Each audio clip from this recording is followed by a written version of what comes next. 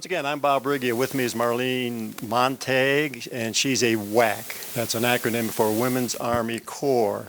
Back in the 60s. But before we get to that, first of all, just give us a little bit about your background. Was born in Gan Valley, South Dakota, a very little town.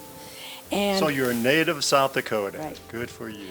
And born in Geddes, South Dakota. Okay. And I went to Northern State College, got my degree. Secondary education with math and social studies. I went to Detroit and taught for 6 months and decided downtown inner school, that wasn't for me. That wasn't So I went to Evelyn, Minnesota, which I guess is the hockey museum of the nation.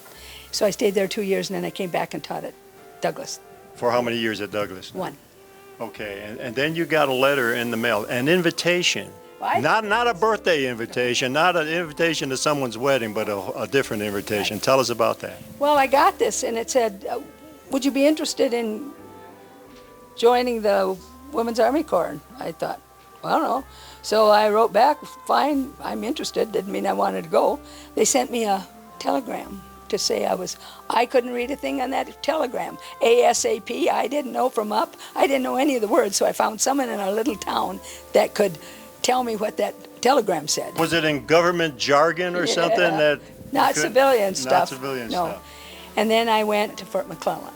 Why did you, when you got that invitation, why did you say why not? Well, What enticed you to say why not? Well, I was the baby of the family, and I could do darn well about what I wanted, and so Sure. that sounded good at the time, so I went. You went and had your physical. Yeah. Tell us a little bit about that. Okay, there was another gal from, I think, Box Elder. We went down, and we got to wherever they do physicals, and there were all these men. Well, they took all the men through following the yellow line, and then they went to eat, and then they had to take us through to get a physical. And they had no women there for witnesses, so they had to use one of their secretaries, and she stared out the window for a long time.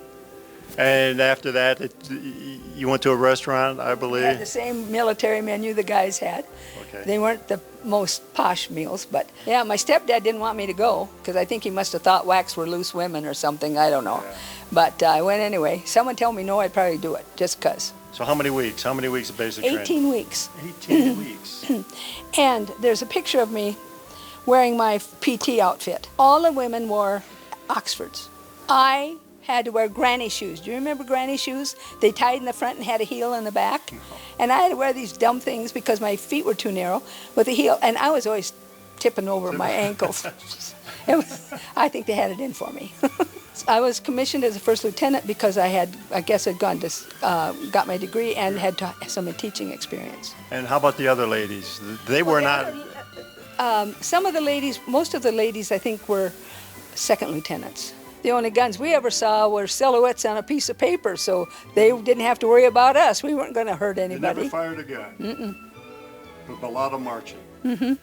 A lot of learning about the Army lingo. Right, and I had my first conflict with a person who told me how great the Battle of Little Bighorn was, how heroic our American soldiers were. And I think the only thing we agreed on was that there was a horse that ended up from both sides who survived. Comanche, I think was its name. I think that's the only thing of our two histories that I knew about and she knew about that were the same. But you were friends? No. Oh, they asked where we wanted to go next after our training. Did they ask you what specialty you wanted to be Yeah, involved and I with? said finance. Okay. And I said, because I was a math teacher, math I should do teacher, fast sure. and finance. Not so, but that's what I got into for the next year and a half. And I didn't want to mess with the officers' wives. No. They were not very friendly.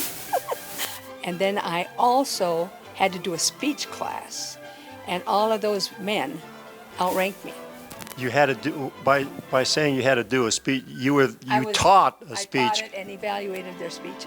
So your teaching experience came in handy. It did. While I was at Fort Benjamin Harrison, I was on the Officers Club board. And you were promoted. You were promoted to captain. Captain. Well, I didn't know a captain from a second lieutenant until you got him pinned on you.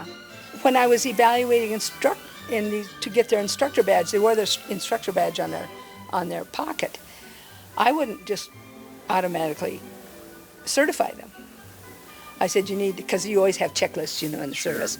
So I checked those, and a colonel went to my commandant, who was also a colonel, and said, she's too hard on my guys. And the commandant didn't mention a word of it. It will be as it is. And most of them, once they realized what was required of them, they got their instructor badge on the next evaluation. So here you are, a captain in the WACS, or in the Women's Army Corps, getting your paycheck every month, and after 2 years you decided enough's enough. Why did you decide to leave the WACS? I don't think I decided enough was enough.